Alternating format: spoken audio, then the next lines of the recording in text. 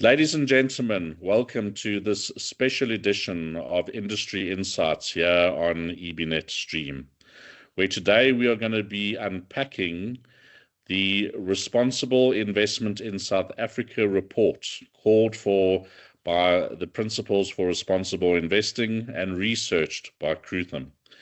This report has had the support and sponsorship of the FSCA, our regulator, along with asset owners, be it EPPF, Old Mutual, and Future Growth.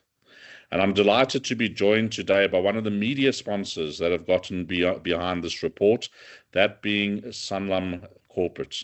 Ashley Daswa, Senior Investment Specialist at Sanlam, welcome. Thank you, Leo. Very good to be here. So Ashley, this report around responsible investing talks to the mindset of pension funds and other asset owners in South Africa when setting their investment strategies. Now, this is a well-spoken about topic, which has now been, call it, consolidated into a single report with certain findings. What is it about it that you as Sanlam Corporate find interesting, that you are behind, that you're keen to make sure the message gets out to the market? Yeah, no, I mean, Sanlam Life has been one of the signatories of the PRI for many years. I think we're the very first signatory in terms of excluding the asset managers. I think back in almost 2013, if not 2009, if I'm not mistaken. And I think for us, the aim is to ensure that we become thought leaders in this space, considering the fact that, we pretty much the biggest non-financial services, non-banking financial services company in the continent. And as an asset owner of quite a sizable asset, it is our responsibility to ensure that we manage those assets in a very responsible manner. I speak to you now, of course, as a senior investment specialist within Sanlam Corporate, which is, a conjoint within Sanlam Life that provides, I should say, policies on behalf of different corporates. But I also represent Sanlam Life within the PRI's Asset Owners Technical Advisory Committee. Within the African continent, I think it's just myself and somebody else from Old Mutual Life. And we sit within that technical advisory committee to provide insights to asset owners globally. I've represented Sanlam even at the PRI conference in Japan and last year in Brazil. And ours is to make sure that we shaping the thinking of how asset owners should be taking into account some of the key issues and issues that are also very much relevant to us. And this report, I think, is great. It brings a lot of insights which demonstrate what's happening within the local context. So you said that issues that are relevant to us. I'm going to ask you the skeptical question. I'm going to say why. So it sounds like you. I mean, like, whoever can you say, do you think you should invest responsibly? Everyone's going to say yes. No one's about to say nah. Okay, yeah. But what is it that really you feel is so important that we apply ourselves as asset owners, trustees of pension funds, investment advisors to pension funds from a responsible investing perspective that is so important? Yeah, I think for us, we believe that we should not just look at the risk return in isolation of the impact in which the retirement savings are meant for. I think we all can agree to the fact that we want to have long-term retirement outcomes. And by that, we also want our beneficiaries, be it members of the different respective retirement funds, to retire comfortably. But they can retire comfortably if the assets in which we are custodians, we are rather the stewards for those assets, are being invested in a very responsible manner. And I think in the local context, I'm going to give you an example of what happened in the PRI last year in Brazil. Within the Americas, in the global north, they focus a lot on biodiversity. Not to say that it's not important in our context, but to us, societal issues are more important. How we can invest responsibly, how we can invest into social and economic infrastructure. It's more important to us because we live in a world, or rather in the region in which societal issues are more important. So that's what I really meant about us elevating the voices of what's happening in our local context. So essentially what you're saying is that if we don't have a responsible investment mindset, we could be exposing ourselves to a whole lot of risks that we might not feel today, but could come back and bite us tomorrow, which is not to the benefit of any member who only retires in many years to come. But also we might be missing out on opportunities to grow our environment that we are part of, so that we can continue the movement in a direction of ultimately improving lifestyles and investment opportunities, essentially. So that's the premise behind it, which I think we can all get our heads around. The point is, when we get our heads around it, what do we do about it? Now, my first question to you before getting into the report and some of the stats that came out of it that I found interesting is that where does that responsibility lie? So is it with the asset owner that should be thinking about this responsible investment? What do I do about it? How do I implement it? Or should it sit with the asset manager who has teams of people doing analysis that should in their own right effectively deliver on a responsible investment mandate for the customer? Or am I picking on one side or the other, and where I should be picking on everyone? I think the responsibility lies across the entire ecosystem. Of course, the asset owner has got the fiduciary responsibility, and that is carried out by the trustees of the different pension funds. And they then have a consultant that provides advice to them, who then, select, and within the PRI frameworks, we look at, the selection, the appointment, and the monitoring of those managers. And that is really the responsibility of the asset owners, to make sure that they're selecting the right managers who are aligned to what they want to achieve from a responsible investment perspective. And of course, they appoint them based on merit. And thirdly, they have to continuously monitor them, which speaks to your point to say, how do we then measure that? And there's sufficient accountability. So to your point, I will certainly believe that the responsibility lies across the entire ecosystem. And it starts really with the asset owners. In certain instances, we have found that it's asset managers that sometimes they are way of the curve in terms of, how they proactively drive the engagements on responsible investments. But we are seeing now that, it's pretty much more of a collaborative effort between the asset owners and the asset managers. And I think a lot of that has come out of this report. And I think that's so important, because to simply say, because I have heard some people say the asset managers must take care of this, which I do think the asset managers have a very strong role to play in terms of how they analyze the companies they're investing in, what they expose our members ultimately to. But we also need to be fair to the asset manager. So the asset owner, if they expect certain things, need to consider their benchmarks just as a starting point. To benchmark the manager on one basis, you'd expect them to act on a different manner, is never going to be a fruitful end solution. At the end of the day, you're not going to get what you ultimately wanted. So these are all, it's almost like the pieces of the pie, or the pieces of the puzzle, should I say, need to come together. And therefore we all have a role, be it the asset owner, the investment consultant, or the asset manager, to actually fulfill a responsible investment framework that we should be implementing for customers or for members according to our fiduciary duty. So on that note, the report came out and said 91% of people believe they are responsible investors. Problem solved, is it not? No, certainly not. I think there's a difference between commitment and implementation. And what that findings from the report demonstrate to us, I think, is just a positive place for us to start. Responsible investment has grown in leaps and bounds. If you were to sit you and I 10 years ago, we would still not be debating issues of, whether ESG or responsible investment matters.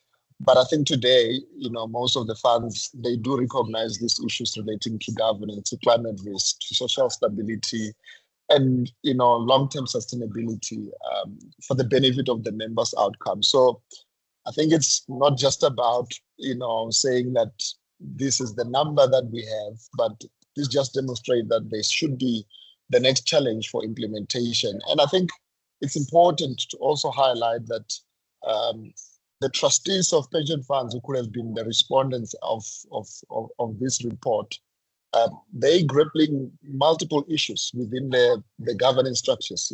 They've got governance processes. They have to ensure that there's manager oversight, there's reporting. And I think in many ways, one would then say, we have just started. We have to now think about how do we then implement this going forward. So I think it's an important point, and we can all want something, but we've got to do something if we want it to be real at the end of the day. And that's where the rubber hits the road and becomes a bit more difficult to understand what it is indeed that we need to do. And a lot of people talk about ESG. Oh, you must apply ESG principles, which is true. ESG principles are very healthy, friendly things that you can use to guide you in terms of that. So my question to you is, do you agree that ESG principles are a good thing that you can utilize? And that if that is the case, the stats from the report say that 43% of asset owners have no independent mechanism to evaluate whether their asset managers are applying ESG principles. So there's no questioning, no reporting, no feedback loop between the asset manager and the asset owner via the investment consultant to say, yes, we have, or no, we haven't, or this is what we did about it, or this is why we chose a different route. So why do you think that is the case, and do you agree with that? I need to answer the first question to say, is ESG issues important? And the answer is yes, because ESG, to a large extent, it helps us to understand what are the material risks and opportunities that any of the investments in which we deploy reflects, right? And I think personally, I believe that this was probably one of the most important findings of the report, because it just demonstrates that this goes beyond the fact that asset owners, they now have this under mandate with their respective managers. So they have selected the managers, they have appointed them, but where we are not seeing much of the effort is really more on the reporting side. And I think if I'm a trustee, the obvious question is, how do I measure this manager? And we also have to appreciate that the practical reality in which, most of the trustees or asset owners or those that are the custodians of the different assets, they grappling with the complex governance environment. If you were to ask a typical trustee, they sitting in their respective funds and they're responsible for the investment strategy oversight, funding, risk management, reporting, compliance, service providers, member communication. And ESG oversight is just one of the other responsibilities that they have. And I think in this case, it's not a commitment problem, but it's a problem of saying, how do they really measure this? So I think it's important to highlight that, yes, respondents have demonstrated that this is important for them, but how do they then now take a step further, ensure that they have a better understanding of what are the different metrics in which they need to measure their respective managers. And this is where I think asset managers can meet asset owners halfway and say, if we need to measure us, you can measure it at this point. And of course, there also has to be issue of capacitating trustees or asset owners to make sure that, they are not just receiving what the asset managers is giving them. But it's so interesting because I've been around for a while now, and when I first started working in 1995, the concept of an investment consultant didn't exist in South Africa. It was brand new. We literally launched it out of an actuarial division within Alex Forbes at the time, or Alexander Forbes. And we put together the first investment surveys. Okay, the investment surveys these days are like an encyclopedia set okay, with the number of surveys, the sophistication, the measures, and so on that are there. Back in that day, it was one page. One page was the first investment survey that we took to the market. I mean, like nothing anywhere near compared to as sophisticated as today. But that one page started a consulting discussion, right? Because trustees looked, they wanted to understand, so they needed explanation. Then they needed, well, what does it tell us? What do we do about it? And it created a consulting business, essentially, off the back of the one page. That then resulted in putting together bespoke reports per customer, okay, which weren't, again, that sophisticated. They were never 100% accurate, but they were 98% sort of accurate, okay? And that's created a more sophisticated environment where today pension funds have fairly sophisticated investment strategies that they adopt. So isn't part of the problem that we're trying to take something like ESG that we don't understand? No one's really translating it for us to understand, and we don't have any reporting to start asking the questions and learning. And to me, you can't really adopt something until you can see it and you can start asking questions around that. And we shouldn't try to achieve perfection in getting something on the table. We need to get something on the table and then ultimately mature it to a point where it is not never be perfection, but at a point where it's influential in our lives. Oh, certainly. I think a lot has been done from a responsible investment point of view, and this has been done by the likes of the PRI, by the likes of the FSCA. We have seen, the introduction of CRISA and CRISA 2 of late. And I think that evolution just demonstrates to an extent how the industry has evolved and has matured in the understanding of responsible investment. We have seen big asset owners making even climate commitments. I don't want to mention names. And I think that in itself just demonstrates that, this thing is not perfect, but it's taking us somewhere. And by and large, we're seeing asset owners and asset managers starting to engage one another to make sure that, there is sufficient reporting that is done. And I believe that in the fullness of time, if we think about how some of the asset owners, even in the global north, they even have now roles within pension funds that are specifically looking at responsible investment. We are not there yet for reasons which we can unpack later on. But I think we have shifted it down, if one can say.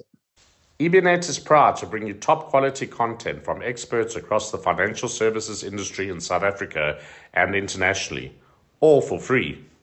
Your support helps us in doing this. All we ask is that you subscribe to our channel by clicking the subscribe button below, share this video with others you think will benefit from it, and give us a thumbs up if you are enjoying the content. That way, you help us help you. Thank you from the team at EBNet. For more great content, please visit www.ebnet.co.za. You guys, I know because I listen, my ear to the ground. I mean, you as Sanlam Corporate are speaking to the likes of Paragon Impact, and I saw some analysis that Paragon did the other day, and I'm not a Paragon agent, so this is free marketing for them. But what I enjoyed about what I saw was it was effectively almost like a rainbow in relation to the various UN SDGs of the fund's profile. So it basically showed whether they were acting in the benefit of that SDG or against that SDG. Just looking at that made me go, okay, hang on a second. Well, why is that the case? Where does it come from? And is there any way of mitigating that? Right? That's the start. There we go. Yes. Now we're implementing. So why have you guys gone down that road? How do you plan to use things like Paragon and the kind of work that they do? Yeah, I think that's a very good question. And where this really started, it's really on the basis that when you engage pension funds and asset owners, ultimately they're all interested in risk and return.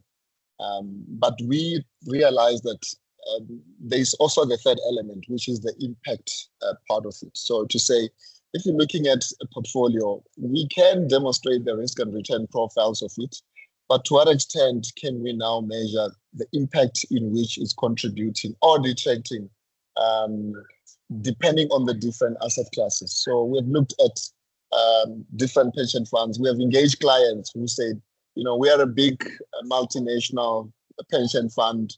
Our parent company, maybe in Japan, they follow the specific SDGs. How does your portfolio, be it one of your default portfolio, stack up relative to these SDGs? And we'll map that, and we can demonstrate to them that this is what the portfolio has contributed on the specific SDGs from an impact point of view. And it also then helps us to understand what are some of the corrective measures. So you will see from ES and the G, by and large, given the nature of our market, it's a joke that the JS is like an old mining town. The mere fact that we're going to have quite a huge bias on resources, we will have to now have a better understanding of, from an environmental point of view, what's detracting much of this is because of these companies, and the steps in which the managers needs to now engage the underlying companies on those material ESG issues or material ESG risks that has been identified. So that tool has been great. And to summarize it all, Leon, is to say, it then helps us if you sit in front of a trustee who is not even an ESG specialist, they've got a day job, and they really want to look at a portfolio. They can see the risk, the return, and the impact in which the portfolio is contributing or detracting. So I actually want to almost take it one step further. And I mean, it's always difficult to overly simplify certain things. But if you think about it, we're in a highly carbon intensive economy. We rely on coal to keep the lights on. We significant mining exposure. So you're going to probably fall foul of the carbon emission sort of SDGs where, because of that factor, just simply by having exposure to our economy. Now, you could then sit and say, okay, well, look, that is what it is. There's nothing you can do about it. It's not about switching things off. We've got to survive at the end of the day.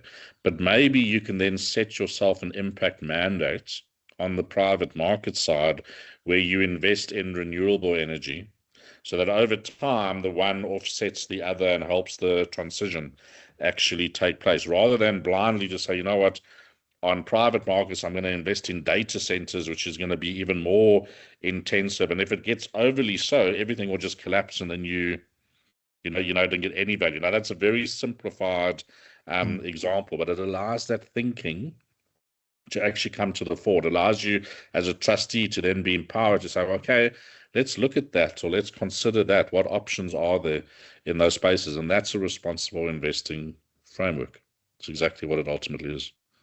Indeed, and that's very practical. If you're speaking to a mining pension fund, that's very practical to them to say, we actually don't say we do not want to include a specific counter because of that detraction of that SDGs, but we have got specific measures to say, if you guys have got high fertility rates in your mines, if you guys have got safety issues, the societal issues, now you managers start engaging these mining companies to address all of that. But at the same time, within the private market space, we also have got quite a diverse investments and allocation into different sectors. And yes, renewables have been, overcrowded, as we have seen in terms of the REAP program. And now there's different sectors that have now come up. Okay. So I saw another one of the stats from the report, which I was astounded by. It's not a good stat, but I was astounded because I thought it was overly generous. So it's 35% of asset owners require some form, and I think in that is the secret, of climate risk reporting from the asset managers. I must say, until I saw the Paragon thing the other day, I'd yet in my career, in fact, I saw that EPPF had gotten climate reporting back from the customer. I haven't seen that around. So anyway, I'm not going to ask you to comment on that. I just thought that was a very generous stat that came through. But the other one, which really does interest me, is that of the 105 respondents, only 5 of them felt that they had somebody around the table that understood and could advise on ESG and responsible or sustainable investment. So what that's telling me is that yes, we believe in this. Yes, we must do it. We sit around the table. We don't have any reporting on it, so we're not sure what to look at. And now everyone's staring at each other as if somebody needs to take the lead here, and there's no one knows where to start. And that means the investment consultants aren't grabbing it as this is part of what we do. The trustees are sitting saying, well, we're not experts in this, so who's meant to do something? Do funds need to start saying, hang on a second, we either need to hold our consultants to account to be ESG experts, in other words, find a consultant that is, okay, or alternatively, we need to find those expertise in whatever form, an independent trustee or whatever it might be, to help us have that conversation, to be the guardian of that conversation or the custodian of that conversation for us. Yeah, I think to be honest, I wasn't surprised by that finding myself. Most retirement funds in South Africa, in terms of the organization structure, is quite a lean in nature. So you find that there's different committees within different board of trustees, committees that are out there, and most of them, like I mentioned earlier, they wouldn't really have a dedicated ESG specialist. And I think the most important question for me isn't whether they should have an ESG officer, it's whether that thinking is embedded in the investment process, which then speaks to the fact that they could find a champion within their teams to really ensure that they're the ones that are supposedly responsible for that on the investment process. But ultimately, I think for pension funds, they also have to ensure that the asset consultant play that role, because they're the ones that advise them in terms of the selection of the managers, the appointment of the managers, and the continuous monitoring of the managers.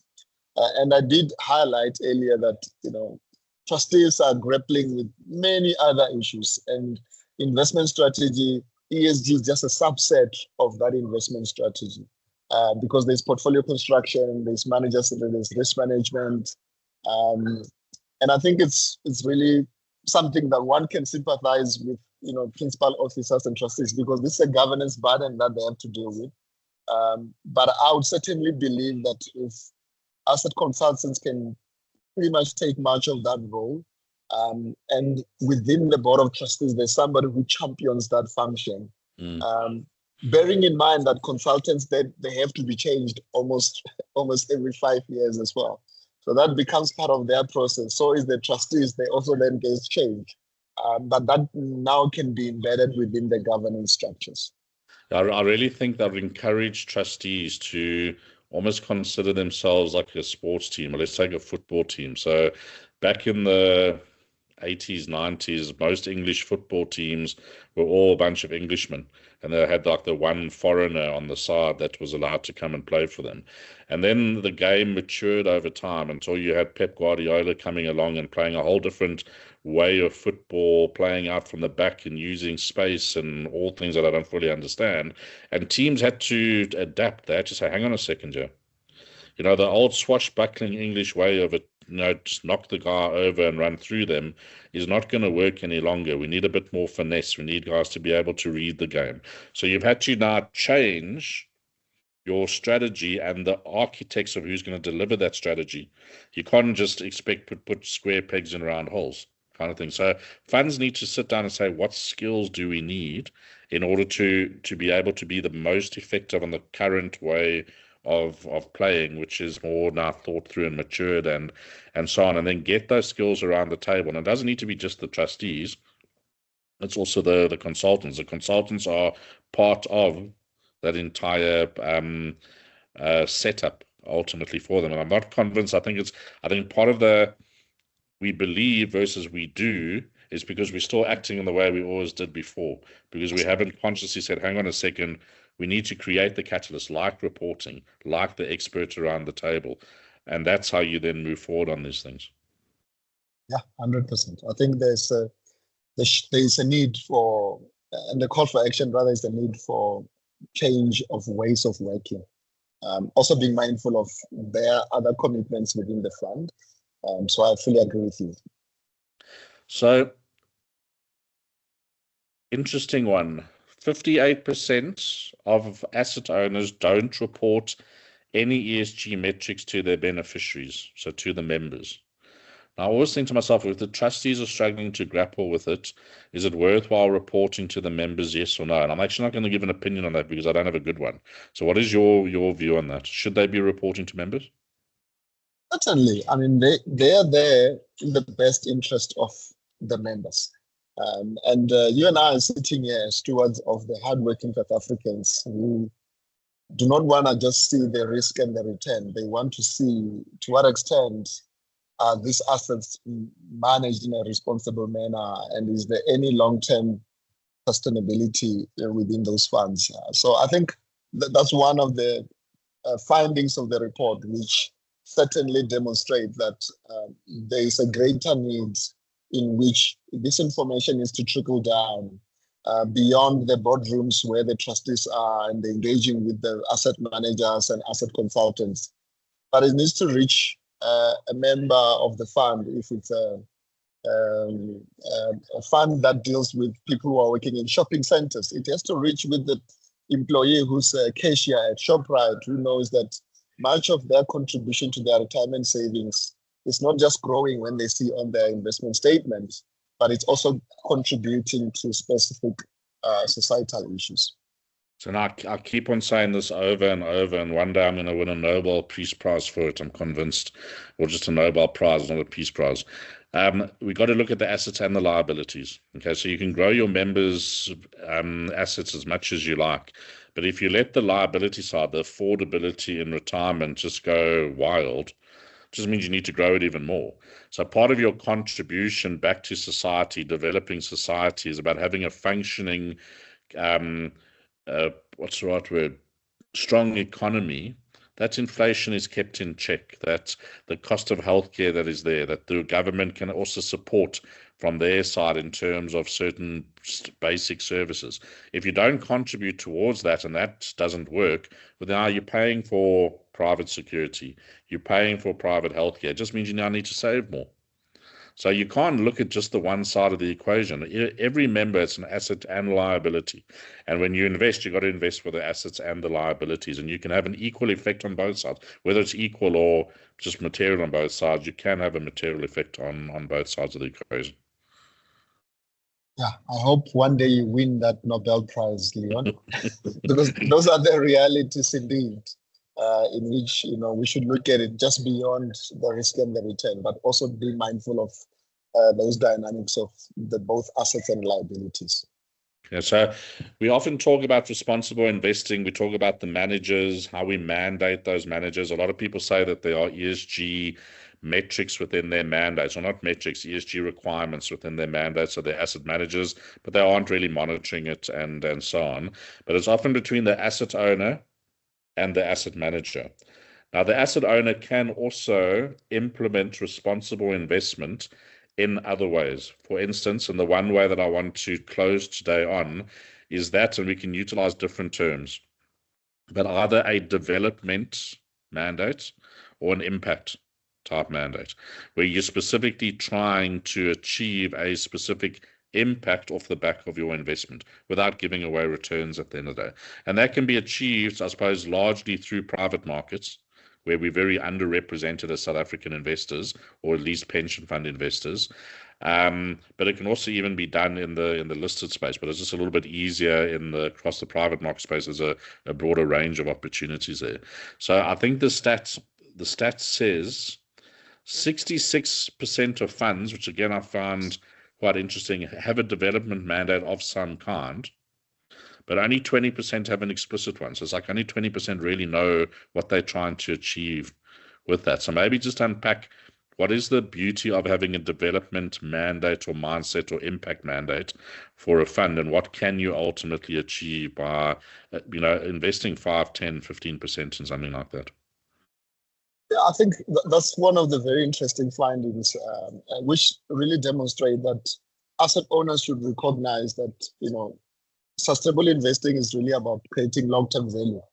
So that can be done by ESG integration or stewardship, which is really more about engagement. And certainly now have more thematic investing, where you say, we want to invest into infrastructure, social or economic infrastructure. or they can then consider, I should say, impact investing as you highlighted it. But the issue here is really about there is no trade-off between return and impact, because I think that's where a lot of people now start thinking about it. And I think to respond to that, I think there's three ways which I believe we can do to address these issues.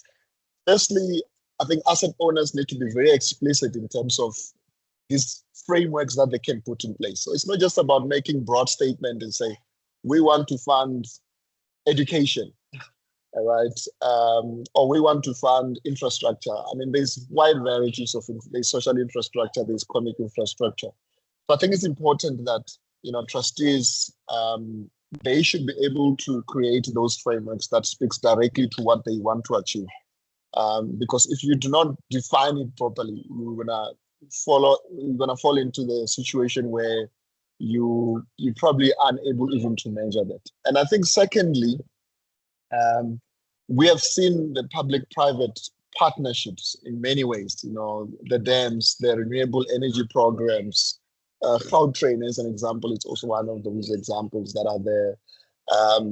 And I think we need to move beyond these sectors like renewable energy. We need to look at, what about water infrastructure? What about logistics? What about digital infrastructure, affordable housing, healthcare?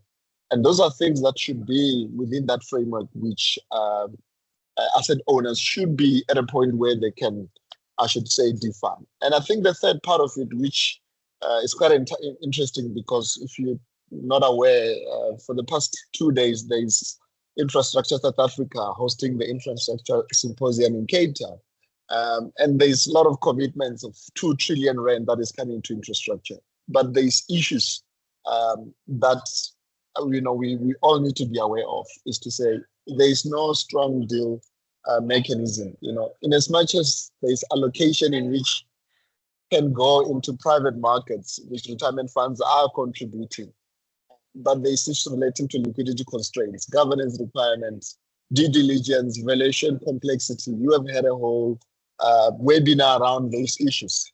And I think that's really been the challenge. And for us, we have, discussed this internally, and we have said it's really the role of asset owners and asset managers to provide opportunities in which funds can access these types of investments. If all those 3 issues that I've mentioned have been dealt with. So things like pooling of those, different funds, such that even a very small pension fund can invest into an unlisted space. And that's where you have got sort of public-private solution. If you've got an indexation and you've got a private market, there that even the very smallest fund can participate. So to address these issues, Leon, I think what's important is for asset owners to have got very clearly defined frameworks.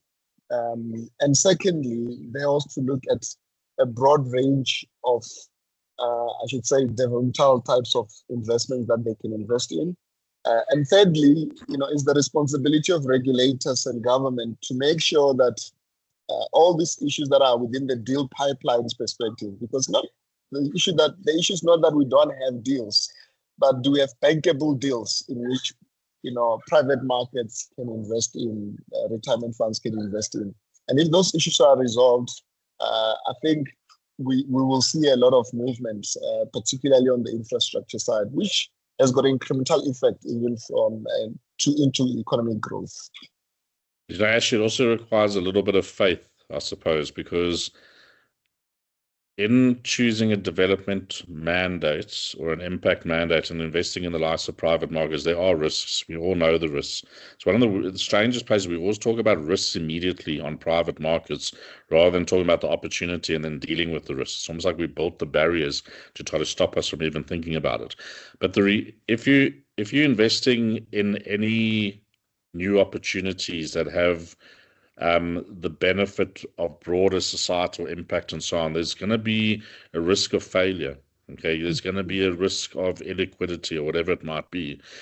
Let's deal with those things. Because if you think about it, let's say you 5% in Naspers and Naspers drops 15% on the day, you lose 75 bips of your fund value. All right. If you invested in a private markets fund up to 10% and there's or up to 5% and there's 10 holdings, one of those going wrong is equivalent in terms of the loss that you ultimately have.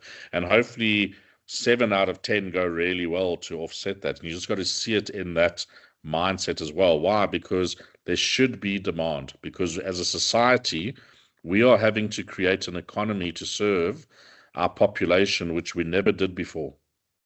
We never had that in place before. So the potential for South Africa, if we're able to do that successfully, right, is absolutely massive.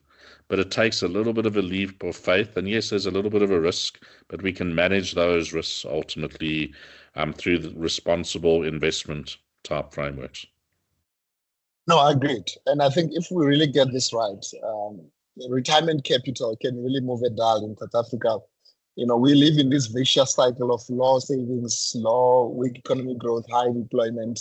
And I believe if you really get that right, from a deal sourcing perspective and rigorous due diligence that can be done, we certainly can find ourselves in a vicious cycle of strong investment outcomes, strong economic growth, job creation, and ultimately improve retirement outcomes for our members.